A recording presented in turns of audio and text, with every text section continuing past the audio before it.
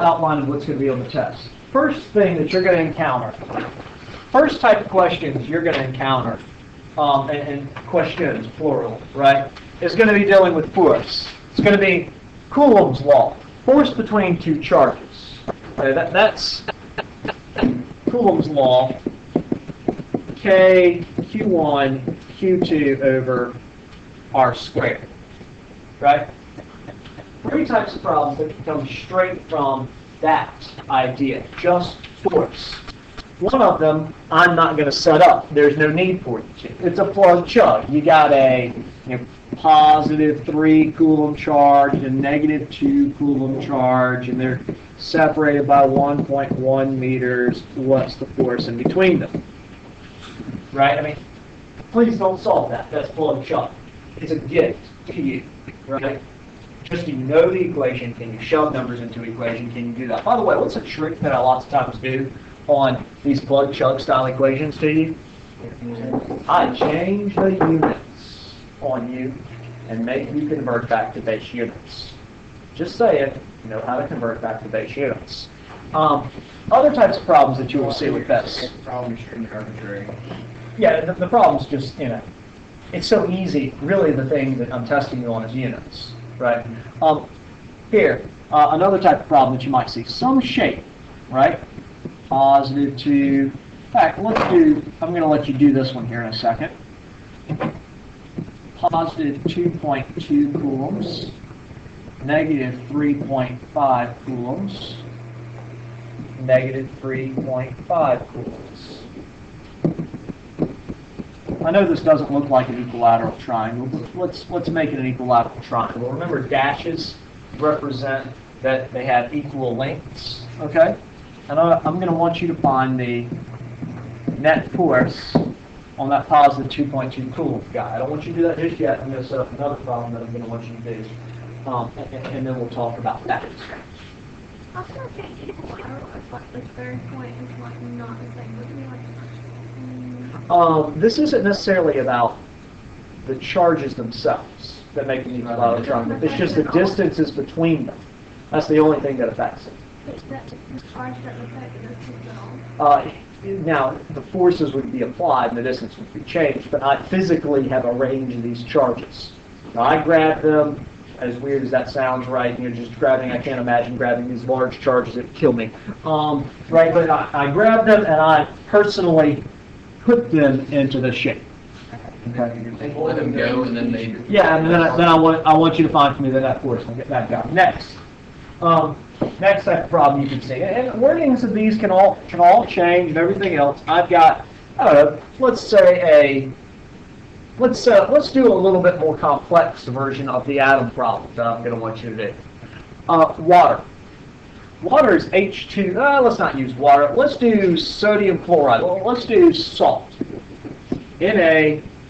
Is this one of the types of problems that can come with that? Yeah, this is a type of problem that you can get hit with. What's that force problem? Yes, this goes with force. Okay, NaCl, right? If you remember your chemistry, this is an ionic bond between the two. An ionic bond, right? Meaning that one electron is given to the other. But never mind that for now. Let's treat it almost as if it was covalence. Okay, meaning that the electron is shared. So the first thing that I would say is you got a sodium nucleus. And you got a chlorine nucleus, and I'm going to give you some distances. Here's the electron, right? Here's a valence electron, one single guy. The distance here is going to be, let's say, 121 picometers, and this is going to be 57 picometers. Question A. Which atom does the electron orbit? Question A. Which atom does the electron orbit? Right? Now, for chemistry, you already know this answer. Which atom is the electron going to orbit? Chloride, right? Chlorine there. It's chlorine because remember chlorine -1 means it gains an extra electron in ion.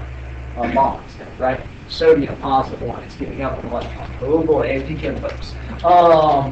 Right? So how would you figure that out? Well, simple, right? You would just figure out the forces between them. And which one is greater, right? Figure out how hard the sodium is pulling on the electron. That's KQ1, Q2 over R squared. You hear me on this? Figure out how hard the chlorine is pulling on it. That's KQ1, Q2 over R squared. Whichever one's greater, that is the one that's orbiting. Okay? Then I might say, okay, question B. What is the average radius of orbit around that atom?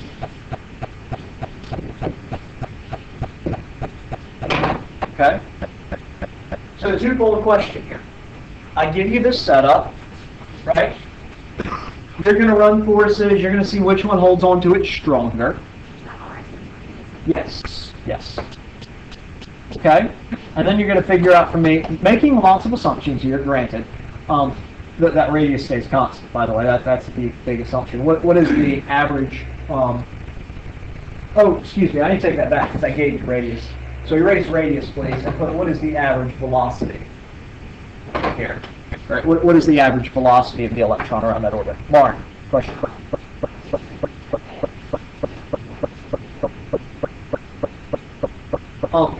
Q1, you would run this twice here.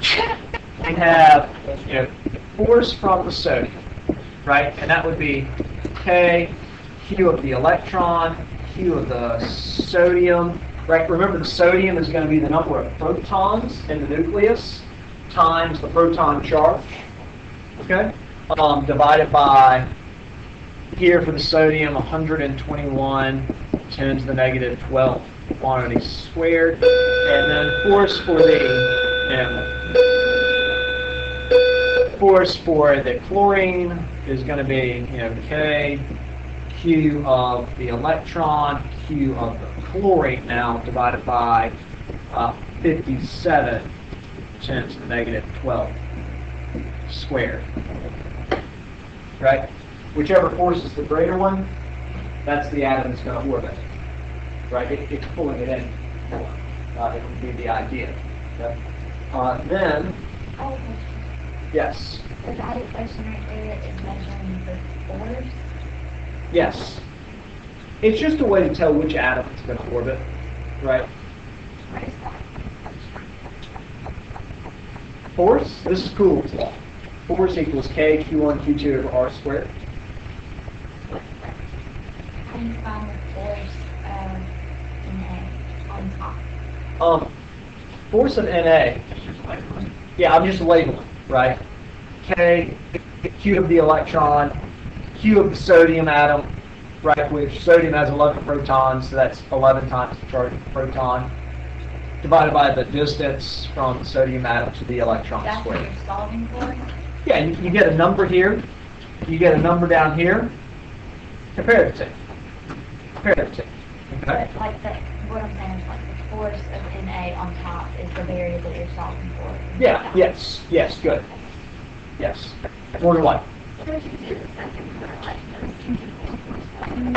That's exactly how you do it.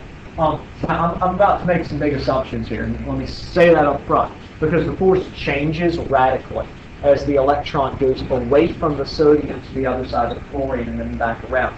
Thus, the true orbit and the true velocity is going to change. On the other side, right, it's going to get pulled inwards to the chlorine atom. Thus, the velocity is going to pick up greatly. Okay, there's not the sodium. There's not the sodium pulling it in. True orbit would look something like this. Not truly circular. Okay? It would be going much, much faster over here than it does over there. And the force is constantly changing. I'm about to make some big assumptions. Okay? I'm going to assume that the electron maintains the same orbit, or the same radius, that is. I'm also going to assume that the only force now affecting that electron is going to be the force of the chlorine atom. Okay? I'm going to make those two assumptions. On the test, if you make different assumptions, just make sure you write down which assumptions you make if you see a problem like this. But you're exactly right, Morgan. This is going to be a centrifugal force problem. Right? This would be a centrifugal force problem. That would be K, Q of the electron, Q of the chlorine divided by the radius between them squared equals M of the electron, V squared over R. Because that's the one it's orbiting. It's the reason we're using the chlorine is because it's the one that it's orbiting. By the way, that entire right-hand side you had already solved, right? You had already solved. Other possible problems, I think you did one like this in your homework. I could have you solve for the different velocities for electrons in different orbitals. Different velocities for electrons in different orbitals. What I mean by that? In fact, let's do this problem too, and I'm going to turn you loose and let you work on all three of these. Let's go back to our sodium atom. By the way, that's 11 protons. We don't even care about the number of neutrons, right? It's 11 protons. Did y'all learn orbital names? S1, all of that? Yeah, I think AP Chem did. How about the rest of you? No, okay. An inside orbital, like the closest one would be called the S1 orbital. Okay, whatever, a close orbital. I say there's an electron here, radius. Let's just make this 11 picometers. Okay, and then an electron on a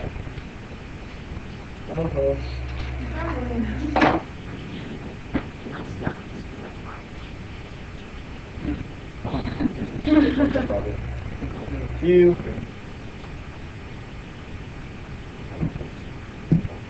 Where's the